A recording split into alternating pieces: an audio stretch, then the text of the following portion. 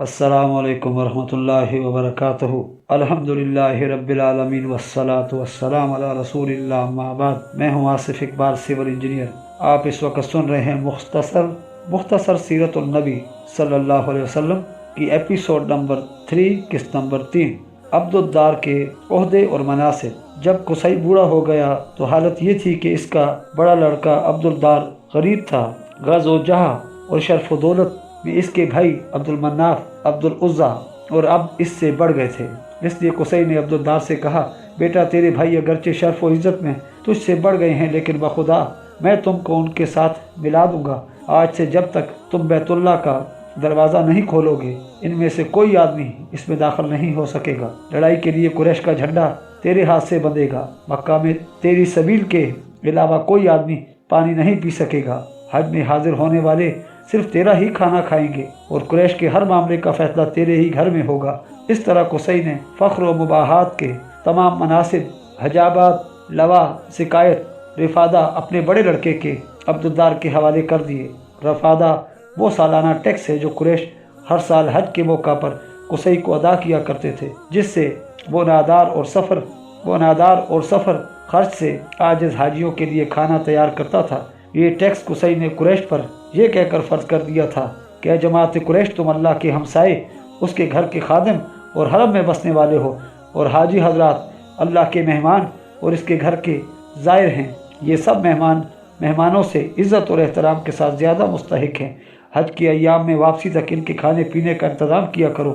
قریش نے قصی کی سفیر کو قبول کیا اور ہر سال باقاعدہ اس مقصد کے لیے اس کو ٹیکس ادا کرنے لگے۔ اس سے وہ ایام منا میں حاجیوں کی دعوت کرتا اور انہیں پرتکلف کھانا کھلاتا تھا۔ دور جاہلیت میں اس کا جاری کردہ یہ نظام اسلام کے زمانے تک قائم رہا، پھر اسلام میں بھی اس پر عمل ہوتا رہا، مگر اب یہ بادشاہ کا وظیفہ تھا کہ وہ حج کے اختتام تک منا میں لوگوں کے کھانے کا اہتمام کرے۔ بنو عبد المناف کا بنو عبد الدار سے جھگڑا۔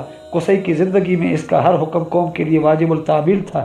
کسی کو اس کے جاری کردہ نظام میں تنقید کی مجال نہیں تھی۔ اس کے انتقال کے بعد عرصے تک اس کے بیٹے بھی بالاتفاق اسی راستے پر گامزن رہے۔ پھر عبد المناف اور عبد الدار کے بیٹوں میں نزاع پیدا ہوا۔ عبد المناف کی اولاد عبد الدار کے بیٹوں سے وہ تمام اعزاز چھیننا چاہتی تھی جو ان کو ان کی جد اعلیٰ کی طرف سے تفویض ہوئے تھے۔ وہ مال و دولت اور عز و شرف کی وجہ سے اپنے آپ کو اس کا زیادہ اہل سمجھتے تھے۔ قریش کے دوسرے قبائل فریقین کا ساتھ دینے کی وجہ سے دو دھڑوں میں بٹ گئے۔ کچھ عبد المناف کے ساتھ مل گئے اور دوسروں نے عبد الدار کا ساتھ دیا۔ فریقین نے اپنے حلیفوں کے ساتھ بڑے بڑے موقت عہد و پیمان کیے کہ جب تک سمندر میں پانی کا ایک قطرہ بھی موجود ہے، وہ ایک دوسرے کی مدد سے منہ نہیں موڑیں گے اور نہ اپنے حلیفوں کو دشمن کے رحم و کرم پر چھوڑیں گے۔ عبد المناف کی ایک عورت نے تو خوشبو کا بھرا ہوا پیالہ حاضر کیا، جس کو انہوں نے مسجد حرام میں خانہ کعبہ کے پاس رکھا اور عہد و پیمان کی پختگی کے لیے اپنے حلیفوں کے ساتھ اس میں ہاتھ ڈبوئے، جس کے باعث یہ متبعین خوشبو میں ہاتھ ڈبونے والے کہلائے۔ بالآخر ان میں مصالحت کی تحریک چلی، جس کے نتیجے میں السقایا اور الرفادہ بنو عبد مناف کو دے دیے گئے، جبکہ الحجابات، الالواح اور اللدوا بدستور عبد الدار کے قبضے میں رہے۔ اس پر دونوں فریق رضامند ہو گئے اور قریش کے دوسرے قبائل اسلام کی آمد تک اپنے حلیف فریق کی دوستی پر قائم اور دائم رہے۔ اسی کے متعلق حضرت صلی اللہ علیہ وسلم نے فرمایا کہ مختلف قبائل کے درمیان دوستی اور باہمی تعاون کے جو معاہدے زمانہ جاہلیت میں ہوئے تھے، اسلام ان کو توڑنے کے بجائے اور مستحکم کرتا ہے۔ حلف الفضول، ابن اسحاق کہتے ہیں کہ حلف الفضول ایک مقدس اور پاکیزہ معاہدہ ہے کہ اس جیسا پاکیزہ معاہدہ پہلے عربوں میں کبھی وجود میں نہیں آیا تھا۔ یہ معاہدہ عبداللہ بن جدھام کے گھر انعقاد پذیر ہوا تھا۔ اس کے پہلے محرک اور دائی حضرت صلی اللہ علیہ وسلم کے امام محترم جناب زبیر بن عبد المطلب تھے۔ ہوا یوں کہ یمن کے شہر زبید سے ایک آدمی مکہ مکرمہ میں سامان تجارت بیچنے کے لیے لایا۔ وہ سارا سامان عاص بن وائل نے خرید لیا، چونکہ یہ مکہ میں صاحب حیثیت اور با اقتدار رئیس تھا، اس لیے اس نے زبیدی کو مال کی قیمت دینے سے انکار کر دیا۔ زبیدی نے ہر طرح اپنا حق لینے کا مطالبہ کیا مگر کامیاب نہ ہوا۔ اس نے قریش کے قبائل بنو عبد الدار، بنو مخزوم، بنو جمع، بنو سہم اور بنو عدی سے، جو ایک دوسرے کے حلیف تھے، آس سے اپنا حق دلانے کے لیے مدد مانگی، لیکن انہوں نے آس کے خلاف اس کی مدد کرنے سے انکار کر دیا۔ آخر اس نے کعبہ سے ملحق پہاڑ ابو قبیس پر چڑھ کر جبکہ قریش بیت اللہ کے گرد محفلیں جمائے بیٹھے تھے چند اشعار پڑھے جن میں اس نے اپنے ستم رسیدہ اور مظلوم ہونے کا ایسا پرسوز ذکر کیا کہ وہ کلمات زبیر بن عبد المطلب کا دل گرما گئے۔ انہوں نے اپنے حلیف قبائل بنو ہاشم، بنو زہرہ اور بنو تمیم کو ظلم کے خلاف غیرت دلائی، چنانچہ یہ سب قبائل عبداللہ بن جدعان کے گھر جمع ہو گئے جہاں ان کے لیے پرتکلف دعوت کا اہتمام کیا گیا تھا۔ کھانا کھانے کے بعد انہوں نے حرمت والے مہینہ ذی قعدہ میں کھڑے ہو کر معاہدہ کیا اور خدا کی قسم اٹھا کر بیک زبان کہا کہ واللہ ہم سب مظلوم کی مدد کے لیے ظالم کے خلاف ایک ہاتھ کی طرح متحد رہیں گے، اور جب تک ظالم سے مظلوم کا حق نہیں لیں گے چین سے نہیں بیٹھیں گے۔ اسی معاہدے کو قریش نے حلف الفضول کا نام دیا کہ اس معاہدے کے شرکاء نے یہ معاہدہ کر کے افضل ترین کردار کا ثبوت دیا ہے۔ پھر وہ سب مل کر عاص بن وائل کے پاس گئے اور اس نے زبیدی کو اس کا حق دلایا۔ اس پر زبیر بن عبد المطلب نے یہ اشعار کہے، حلف الفضول کے شرکاء نے قسم اٹھا کر معاہدہ کیا ہے کہ آج کے بعد کوئی ظالم مکہ میں نہیں ٹھہر سکے گا۔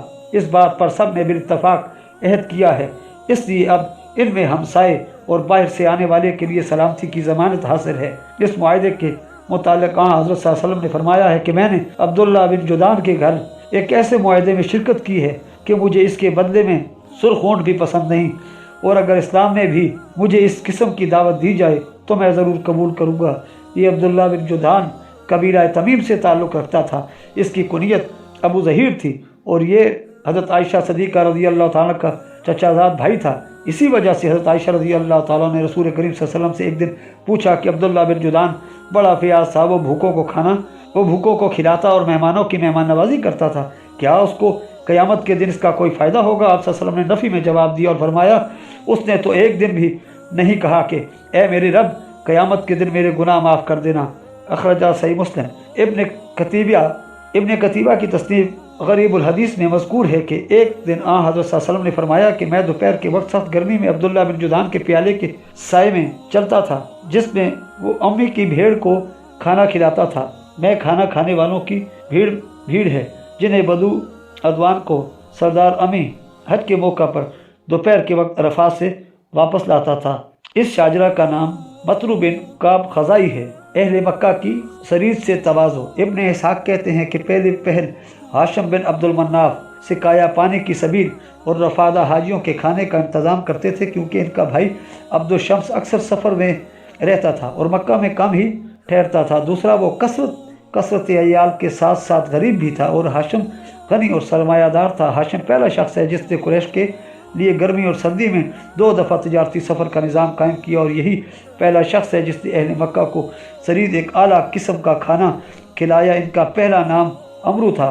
شوربہ میں روٹی توڑ کر سرید بنانے کی وجہ سے مکہ والوں نے ان کا نام ہاشم توڑنے والا رکھ دیا۔ شاعر نے انہی کے متعلق کہا ہے عالی قدر امرو ہی ہے جس نے مکہ میں مسلسل کہا سالی کے باعث نڈھال ہونے والی اپنی قوم کو سرید کھلایا۔ ابن اسحاق کے قول کے مطابق اس کے بعد ہاشم تجارت کرنے کے لیے شام گئے اور وہیں غزوہ کے مقام پر دائی اجل کو لبیک کہا۔ ہاشم کے بعد السکایا اور الرفادہ کے ناظم مطلب بن عبد مناف بنے۔ یہ اپنے دونوں بھائیوں عبد الشمس اور ہاشم سے چھوٹے تھے اور اپنی قوم میں فضیلت اور عز و شرف کے مالک تھے۔ ان کی جود و سخا کی وجہ سے قریش ان کو فیاض کے نام سے پکارتے تھے۔ پھر مطلب بھی انتقال کر گئے اور السکایا اور رفادہ کا انتظام ان کے بھتیجے عبد المطلب کی طرف منتقل ہو گیا۔ انہوں نے ان کا ایسا اعلیٰ انتظام کیا اور آباء و اجداد کے مستحسن افعال کو اس قدر ترقی دی کہ وہ قوم میں تعظیم و تکریم کے ایسے بلند مرتبہ پر فائز ہوئے جس پر پہلے کوئی نہیں پہنچا تھا۔ بئر زمزم کی کھدائی اور اس کے حق ملکیت میں نزاع، بنو جرہم کی بے اعتدالی اور مکہ میں آنے والے حاجیوں پر ان کے ظلم اور زیادتیوں کی وجہ سے اللہ تعالیٰ نے ان سے اقتدار چھیننے اور ان کو مکہ سے نکالنے کے اسباب مہیا کیے، تو ان کے آخری سردار عمرو بن حارث جرہمی نے کعبہ کے نفیس اور قیمتی تحائف زمزم میں پھینک دیے اور اس کو توڑ پھوڑ کر اس طرح بھرا کہ اس کا نشان ہی مٹا دیا اور خود یمن کی طرف بھاگ گیا۔ اس پر مدتیں گزر گئی اور زمزم اور اس کا محل وقوع لوگوں کے ذہن سے محو ہو گیا۔ آخر خواب میں عبد المطلب کو زمزم کھودنے اور اس کو دوبارہ جاری کرنے کا ارشاد ہوا اور خواب میں ہی اس کے محل وقوع کی نشاندہی کی گئی۔ چنانچہ عبد المطلب صبح سویرے کدال لے کر اپنے بڑے بیٹے हारिस के हमरा वहाँ पहुँचे और निशान ज़दा जगह को खोदना शुरू किया। जब कुछ देर खोदने के बाद चाहे जमजम के निशान मिल गए तो उन्होंने खुशी से नारा बुलंद किया। इस वक्त कुरैश को पता चला कि वो अपने मकसद में कामयाब हो गए हैं। वो सब मिलकर आए और कहने लगे, ए अब्दुल मुत्तलिब, ये कुआं हमारे बाप इस्माइल का कुआं है, इसमें हमारा भी हक है, इसलिए इसके सब हुकूक में हमें भी शिरकत का मौका दो। अब्दुल मुत्तलिब ने जवाब दिया, ऐसा हरगिज़ नहीं होगा, ये नवाजिश मेरे साथ मखसूस है, तुम्हारा इसमें कोई हिस्सा नहीं। लेकिन कुरैश इसमें शिरकत पर मुसिर थे, इसलिए फैसले के लिए वो ये नज़ा बनु बकर की एक काहिन औरत के पास ले गए। और एक रिवायत में है कि खुदाई के वक्त सोने के 2 हिरन और कुछ ज़िरहें और तलवारें मिली। ये देखकर कुरैश ने कहा, अब्दुल मुत्तलिब, हमारा भी इन चीज़ों में हक है। अब्दुल मुत्तलिब ने इन चीज़ों में उनका हक तस्लीम करने से इनकार कर दिया और कहा, अगर तुम हिस्सा लेने पर मुसिर हो तो आओ कुरा अंदाज़ी करने, जिसका कुरा निकल आए वो हकदार होगा और जिसका ना निकले वो महरूम व मसूर होगा। कहने लगे, ये कुरा अंदाज़ी कैसे होगी? अब्दुल मुत्तलिब ने कहा, 2 तीर काबा के, 2 मेरे और 2 तुम्हारे लिए होंगे। जिसके तीर जिस चीज़ पर निकल आए वो उसको मिल जाएगी और जिसके ना निकले वो महरूम रहेगा। सब ने कहा, ये ठीक है और इंसाफ पर मबनी है। इस पर अब्दुल मुत्तलिब ने 2 ज़र्द तीर काबा के लिए और 2 सयाह तीर अपने लिए और 2 सफ़ेद तीर कुरैश के लिए तैयार किए। फिर अपने सबसे बड़े बुत हब्बल के पास जाकर वो तीर कुरानदाज़ के हवाले किए और ख़ुद अब्दुल मुत्तलिब वहाँ खड़े होकर दुआ करने लगे।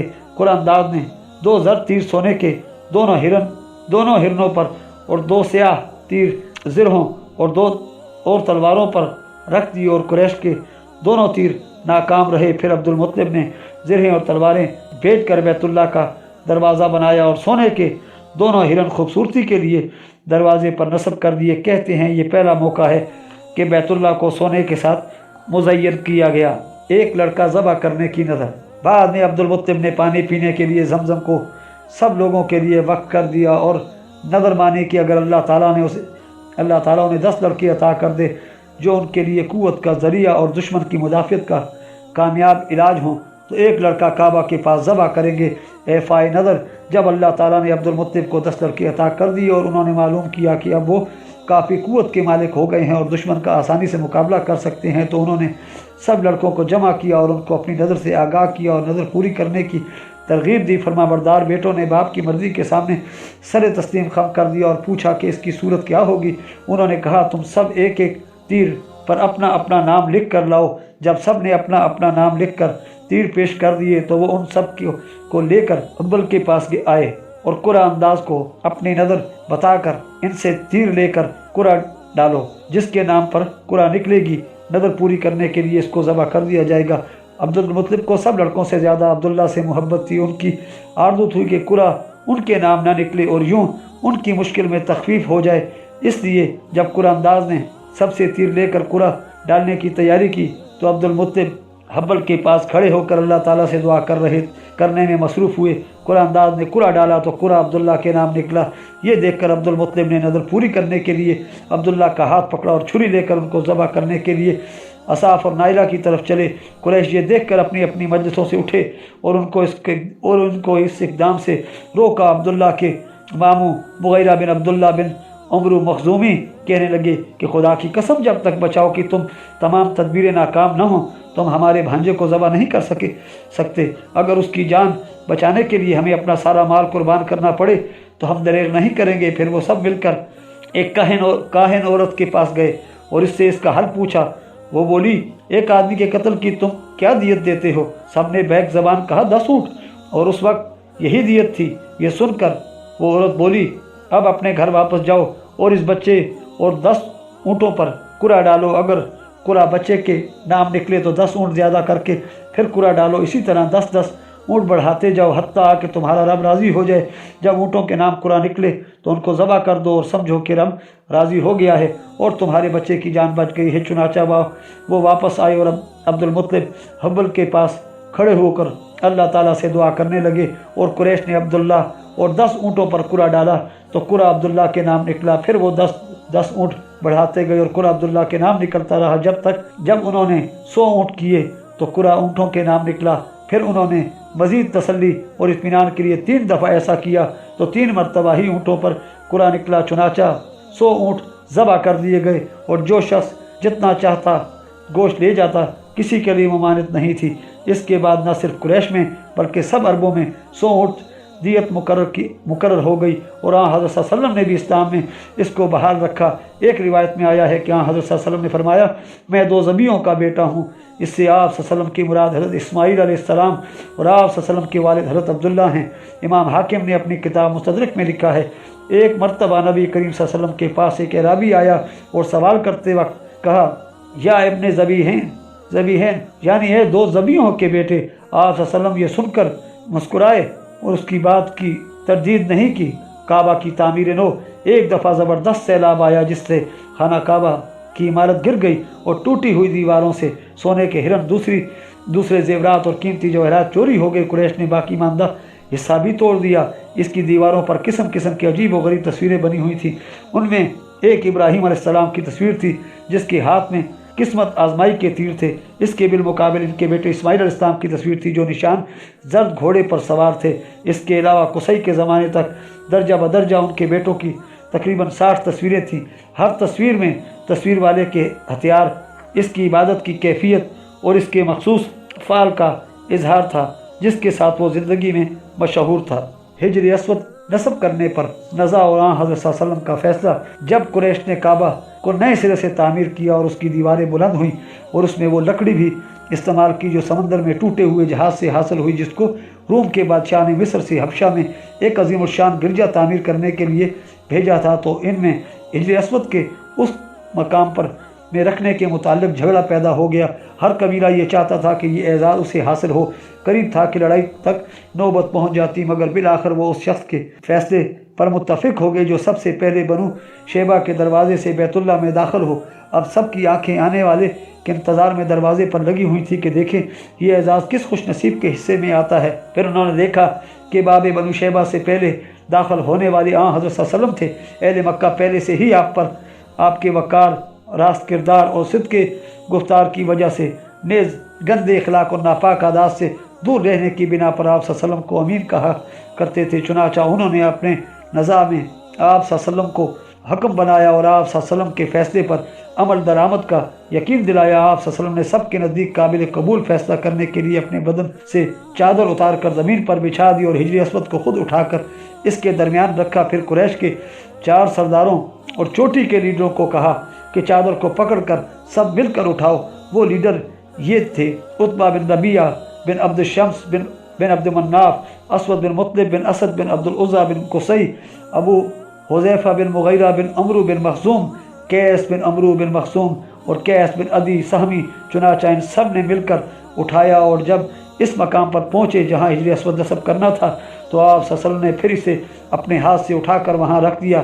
یہ آپ صلی اللہ علیہ وسلم کا پہلا فیصلہ تھا جو سب کے لیے قابل قبول تھا، اور یوں یہ نظام بخیر و خوبی اختتام پذیر ہوا۔ حاضرین میں سے قریش کے بعض آدمیوں نے کہا کہ قریش کے بڑے بڑے عمر رسیدہ شرفاء اور زعماء پر تعجب ہے کہ انہوں نے کس طرح اپنے سے کم عمر قلیل المال شخص کو اپنا حکم مقرر کیا اور پھر اس کے فیصلے پر مطمئن ہو گئے۔ لات اور عزیٰ کی قسم، یہ نوجوان ضرور ان پر سبقت لے جائے گا اور ایک دن ان کی قسمتوں کا فیصلہ کرے گا۔ بلا شبہ یہ آغاز اس کے عظیم الشان انجام کا غماز ہے۔ خانہ کعبہ کی تعمیر کے وقت دوسروں کے ساتھ حضرت صلی اللہ علیہ وسلم بھی پتھر اٹھا کر لاتے تھے۔ اہل مکہ اپنے تہبند کھول کر پتھروں کے نیچے کندھے پر رکھ لیتے تھے اور ایک دوسرے کے سامنے برہنہ پھرنے میں کوئی آر نہیں سمجھتے تھے۔ ایک دفعہ زخم سے بچنے کے لیے آپ صلی اللہ علیہ وسلم نے بھی اپنا تہبند اتار کر کندھے پر رکھ لیا۔ اسی وقت منہ کے بل گر پڑے اور ساتھ ہی سنا کہ کوئی کہہ رہا ہے، اپنی شرمگاہ کو چھپائیے۔ اس کے بعد آپ صلی اللہ علیہ وسلم سے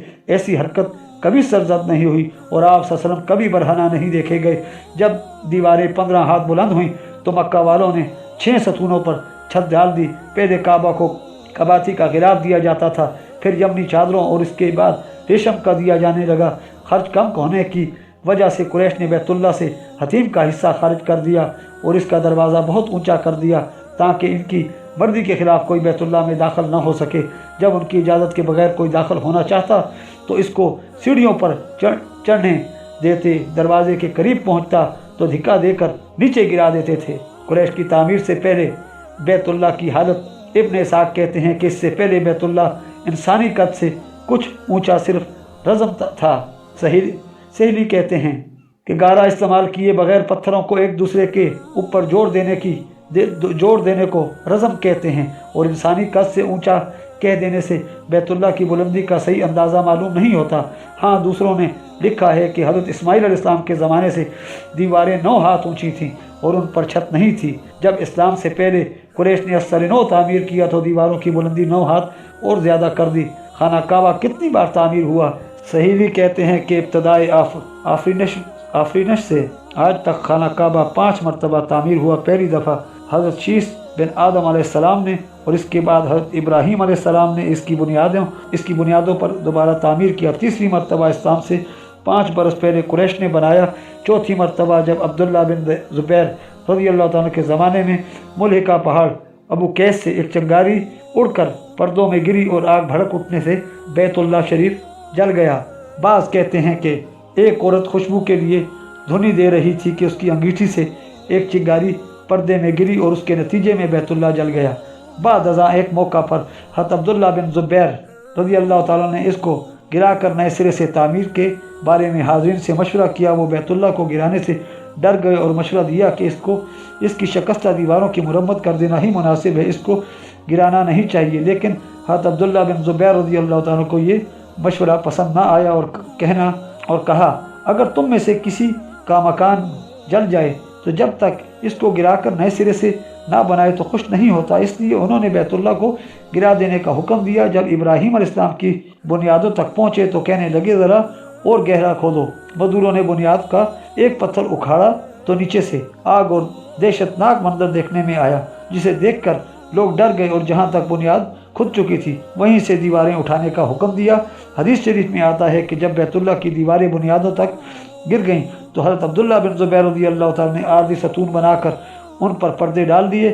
اب لوگ ان کے گرد طواف کرتے تھے اور ان کی طرف منہ کر کے نماز پڑھتے تھے۔ اس طرح بیت اللہ طواف کرنے والوں سے خالی نہیں رہا، جیسا کہ ایک روایت میں ذکر ہے کہ جس دن حضرت عبداللہ بن زبیر رضی اللہ تعالیٰ شہید ہوئے اور سخت لڑائی کی وجہ سے لوگ اپنی جان بچانے کی فکر میں دب کے بیٹھے تھے اور کسی انسان کو طواف کرنے کی جرت نہیں تھی، اس دن ایک اونٹ بیت اللہ کا طواف کرتے ہوئے دیکھا گیا۔